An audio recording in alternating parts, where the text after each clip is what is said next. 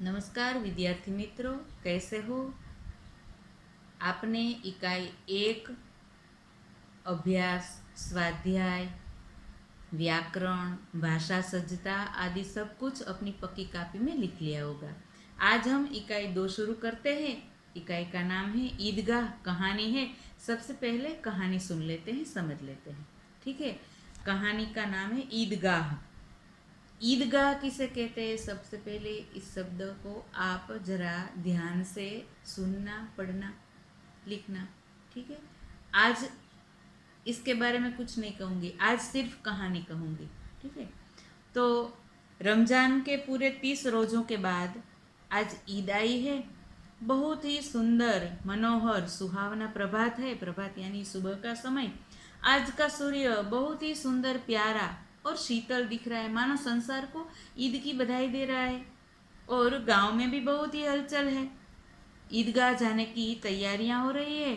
किसी के कुर्ते में बटन नहीं है, पड़ोस के घर में सुई धागा लेने दौड़ा जा रहा है। किसी के जूते कड़े हो गए हैं, उसमें तेल लगाने के लिए तेली के पास भागा जाता है। जल्दी जल्दी बैलों को सानी पानी दे दें। ईदगाह से लौटते लौटते दोपहर हो जाएगी। 3 कोस का पैदल रास्ता, फिर सैकड़ों आदमियों से मिलना भेंटना। दोपहर से पहले लौटना असंभव है। और इसमें भी लड़के सबसे ज्यादा प्रसन्न हैं, क्योंकि लड़कों को ईदगाह जाने में बहुत ही खुशी मिलती है। रमजान महीने में रोजा तो सब रखते हैं, बड़े रोजा रखते हैं, और बच्चों को ईदगाह की खुशी ज्यादा होती है। इसलिए उन्होंने, किसी ने एक रोजा रखा है, वह भी दोपहर तक, किसी ने वे भी नहीं रखा। किंतु ईदगाह जाने की खुशी इनके हिस्से की चीज है। रोजे तो बड़े बूढ़ों के लिए हो गए, इनके लिए तो ईद है। रोज ईद का नाम रटते थे, आज ईद आ गई है। अब जल्दी पड़ी है कि लोग ईदगाह क्यों नहीं चलते। और सबकी जेबों में, बच्चों के पास कुछ पैसे हैं, उसको तो लगता है कि अपनी जेबों में तो कुबेर का धन भरा हुआ पड़ा है। बार बार जेब से अपना खजाना निकालते हैं और गिनते हैं, खुश होकर फिर वापस रख देते हैं। महमूद गिनता है, 1, 2, 10, 12, उनके पास 12 पैसे हैं। मोहसिन के पास 1, 2, 8, 9, 15 पैसे हैं। इन्हीं अनगिनत पैसों से अनगिनत चीजें लाएंगे, खिलौना, मिठाइयाँ, गेंद और जाने क्या क्या। और सबसे ज्यादा प्रसन्न है हामिद। तो हामिद कैसा है? गरीब सूरत, दुबला पतला लड़का, जिसका बाप गत वर्ष हैजे की भेंट हो गया, यानी कि गत वर्ष उसके पिता की हैजे के कारण मृत्यु हो गई। फिर एक दिन माँ भी मर गई। अब हामिद अपनी बूढ़ी दादी अमीना के पास रहता है और उतना ही प्रसन्न है।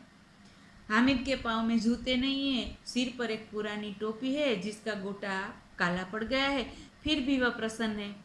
और अभागिन अमीना अपनी कोठरी यानी कि झोपड़ी में बैठकर रो रही है। आज ईद का दिन है और उसके घर में एक दाना भी नहीं है, और निराशा में डूबी जा रही है और सोचती है कि किसने बुलाया था इस दुष्ट ईद को।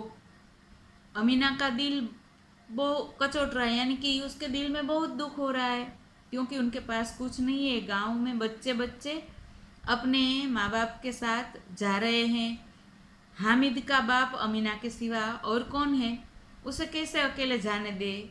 उस भीड़ भाड़ में बच्चा कहीं खो गया तो क्या होगा? नहीं नहीं, अमीना उसे यूं न जाने देंगी। नन्ही सी जान, 3 कोस का रास्ता, चलेगा कैसे?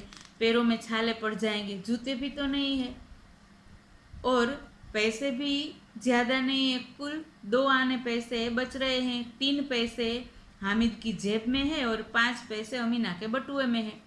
यही तो उसकी हैसियत है और ईद का त्योहार। अब अल्लाह ही बेड़ा पार लगा, यानी कि अल्लाह ही उसके काम का सभी काम उसके पूर्ण करेगा, संकट से बचाएगा। तो हामिद भीतर आता है और दादी से कहता है, तुम डरना नहीं अम्मा, मैं सबसे पहले आ जाऊंगा।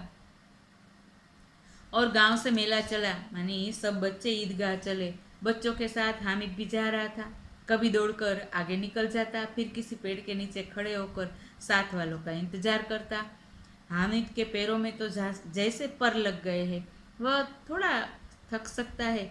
बड़ी बड़ी इमारतें आने लगी। कौन कौन सी इमारतें? यह अदालत, कॉलेज, कलाघर, फिर आगे चले हलवाइयों की दुकानें शुरू हुई।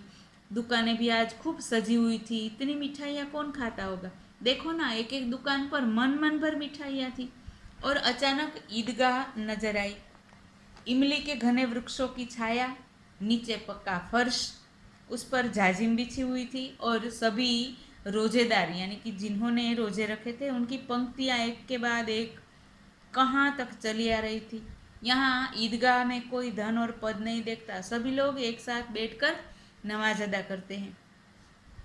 इन ग्रामीणों ने भी वजू किया यानी अपने हाथ पैर धोए और पिछली पंक्ति में खड़े हो गए। और कितना सुंदर संचालन, कितनी सुंदर व्यवस्था। हजारों सिर एक साथ झुकते हैं, फिर सब एक साथ खड़े हो जाते हैं, मानो भ्रातृत्व का ये सूत्र समस्त आत्माओं को एक कड़ी में पिरो रहा है। अब नमाज खत्म हुई, लोग आपस में गले मिल रहे हैं, सब ईद की बधाइयाँ दे रहे हैं।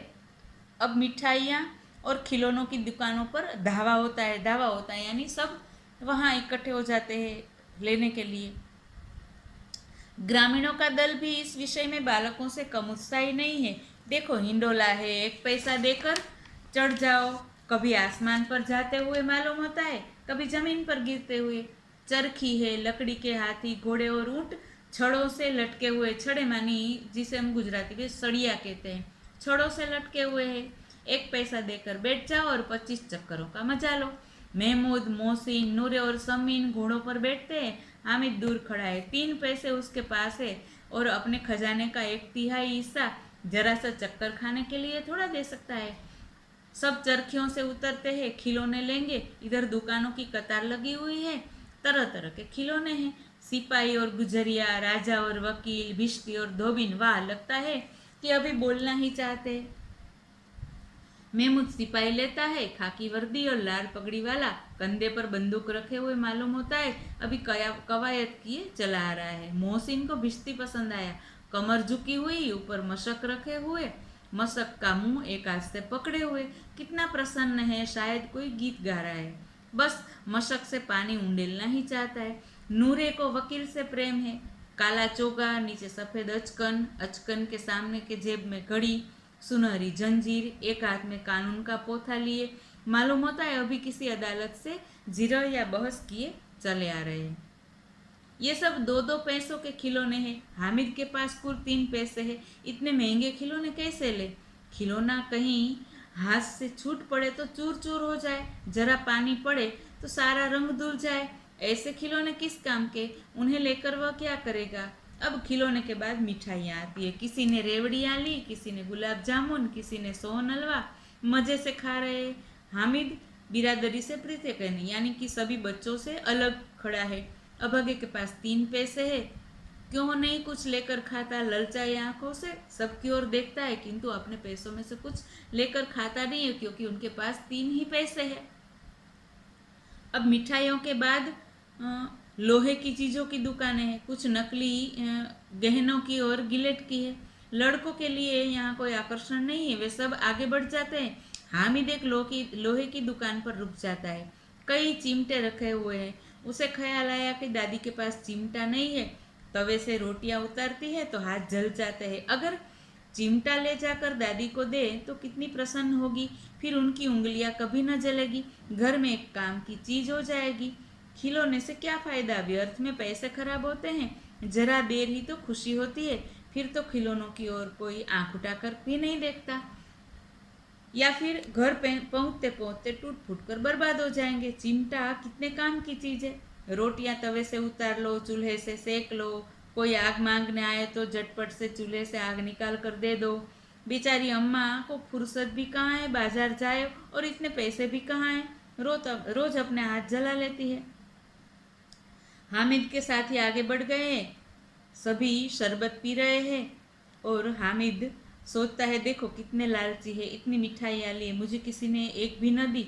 उस पर कहते कि मेरा ये काम करो, मेरा वह काम करो। अब अगर किसी ने कोई काम करने को कहा तो पूछूंगा, खाए मिठाइयाँ, आपका मुंह सड़ेगा, फोड़े फुसियाँ निकलेगी, आपकी जबान चटोरी हो जाएगी, तब घर से पैसे चुराएंगे और मार खाएंगे। और अम्मा तो मेरा चिमटा देकर कितनी खुश हो जाएगी, मेरा चिमटा लेकर कहेगी कि मेरा बच्चा अम्मा के लिए चिमटा लाया है, कितना अच्छा लड़का है। इन लोगों के खिलौने पर कौन इन्हें दुआएं देगा, और बड़ों की दुआएं तो सीधे अल्लाह के दरबार में पहुंचती है और तुरंत सुनी जाती है। मेरे पास पैसे नहीं है तो क्या, मैं गरीब सही, किसी से कुछ मांगने तो नहीं जाता। उसने दुकानदार से पूछा कि यह चिमटा कितने का है। दुकानदार ने कहा कि 6 पैसे लगेंगे।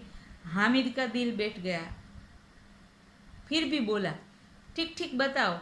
तो दुकानदार बोला ठीक ठीक है, 5 पैसे लगेंगे, लेना है तो ले, नहीं तो चलते बनो। हामिद ने अपना कलेजा मजबूत करके कहा कि 3 पैसे लोगे, और वह आगे बढ़ गया, क्योंकि उसे लगा कि 6 पैसे का चिमटा अगर उसने 3 पैसों में मांगा तो दुकानदार उस पर गुस्सा करेगा। किंतु दुकानदार ने गुस्सा नहीं किया, बुलाकर चिमटा दे दिया। हामिद ने उसे इस तरह कंधे पर रखा मानो बंदूक है, फिर शान से अकड़ता हुआ संगियों के पास गया, यानी अपने सब साथियों के पास गया। मोहसिन ने हंसकर कहा कि यह चिमटा क्यों लाया बुद्धू, इसका क्या करेगा। हामिद ने चिमटे को जमीन पर पटक कर कहा, जरा अपना भिश्ती तो जमीन पर गिराओ, सारी पसलियां चूर चूर हो जाए बच्चों की। महमूद बोला, तो यह चिमटा क्या कोई खिलौना है। हामिद बोला, हाँ खिलौना क्यों नहीं है, अभी कंधे पर रखा, बंदूक हो गई, हाथ में ले लिया, फकीरों का चिमटा हो गया। चाहूँ तो इससे मंजीरे का काम भी ले सकता हूँ। एक चिमटा जमा दूँ तो तुम लोगों के सारे खिलौनों की जान निकल जाए। तुम्हारे खिलौने कितना ही जोर लगाए, मेरे चिमटे का बाल भी बांका नहीं कर सके। बहादुर शेर है मेरा चिमटा। सम्मी ने खंजरी ली थी, प्रभावित होकर बोला, मेरी खंजरी से बदलोगे, 2 आने की है। हामिद ने खंजरी की ओर उपेक्षा से देखा, बोला, मेरा चिमटा चाहे तुम्हारी खंजरी का पेट फाड़ डाले, बस एक चमड़े की झिल्ली लगा दी, ढब ढब बोलने लगी, जरा सा पानी लग जाए तो खत्म हो जाए। मेरा बहादुर चिमटा आग में, पानी में, आंधी में, तूफान में बराबर डटा रहेगा। अब चिमटे ने सभी को मोहित कर लिया, लेकिन अब पैसे किसके पास धरे हैं, फिर मेले से बहुत दूर निकल आए हैं, धूप भी तेज हो रही है, घर पहुंचने की जल्दी है, बड़ों से जिद करे तो भी चिमटा नहीं मिल सकता। हामिद है बड़ा चालाक, इसलिए उसने अपने पैसे बचा रखे थे। औरों ने 3-3, 4-4 आने पैसे खर्च किया, पर कोई काम की चीज न ले सके। हामिद ने 3 पैसों में रंग जमा लिया। सच ही तो है, खिलौनों का क्या भरोसा, टूट फूट जाएंगे। हामिद का चिमटा बना रहेगा बरसों। मोहसिन ने कहा, जरा अपना चिमटा दो, हम भी देखें, तुम हमारा भिश्ती लेकर देखो। महमूद और नूरे ने भी अपने अपने खिलौने पेश किए। हामिद को इन शर्तों को मानने में कोई आपत्ति न थी। चिमटा बारी बारी से सबके हाथ में गया और उनके खिलौने बारी बारी से हामिद के हाथ में आए।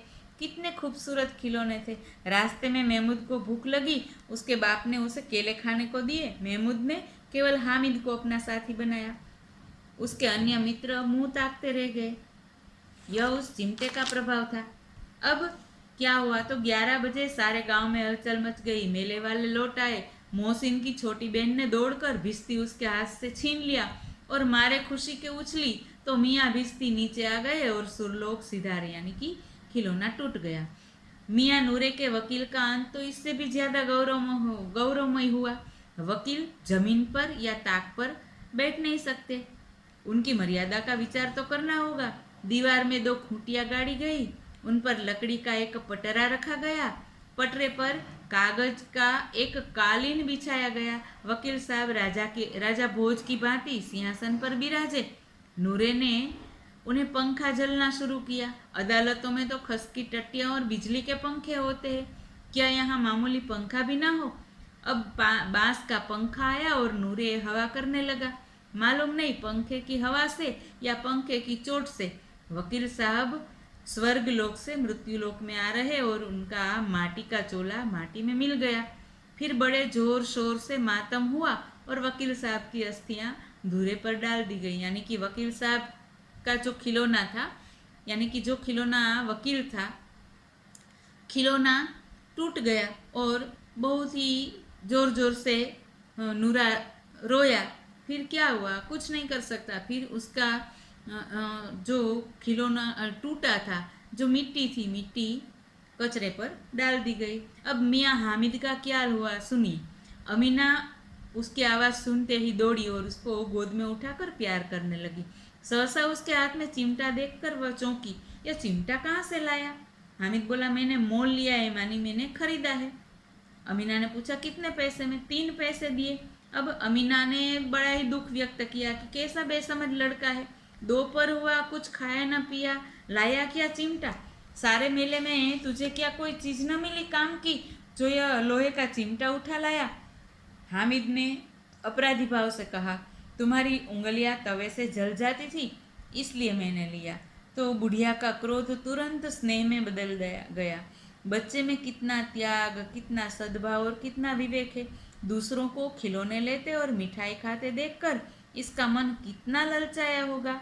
इतना जब्द इसे हुआ कैसे? अमीना का मन गदगद हो गया। वह रोने लगी और अपना दामन फैलाकर हामिद को दुआएं देती जाती थी और उसकी आंखों से आंसू की बड़ी बड़ी बूंदें गिरती जाती थी।